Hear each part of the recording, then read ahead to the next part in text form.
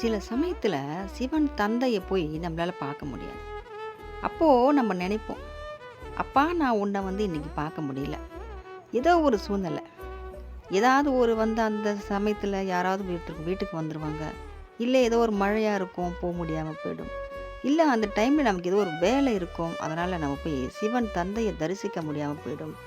அப்போ நம்ப தான் அந்த வேலைய செஞ்சுட்ருப்போம். நம்ம மனசு அது தானாவே போயிட்டு சிவன் தந்தைய போய் அடைஞ்சிரும்.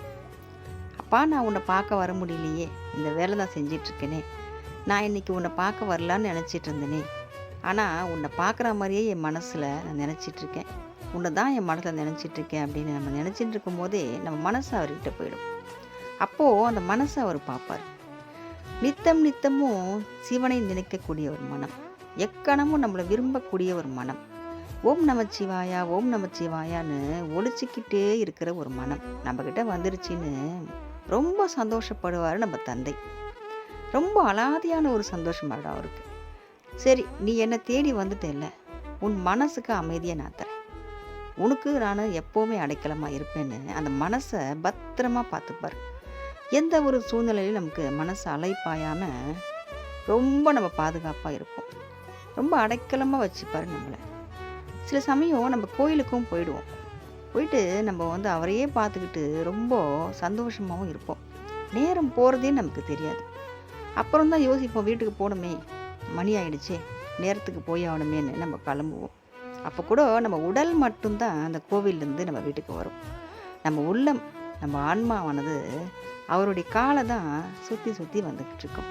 சிவாய நம சிவாய நமன்னு, ஓம் நமச்சிவாயா ஓம் நமச்சிவாயான்னு நம்ம மனம் அனுதினமும் அவரை சொல்லிக்கிட்டு அங்கேயே சுற்றிக்கிட்டு இருக்கும்.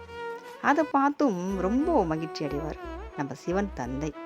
நம்மள்கிட்டயே இருக்கே இந்த மனம் ரொம்ப அன்புக்கு ரொம்ப ரொம்ப அன்புக்கு இயங்கக்கூடியவர் தான் நம்ம சிவன் தந்தை.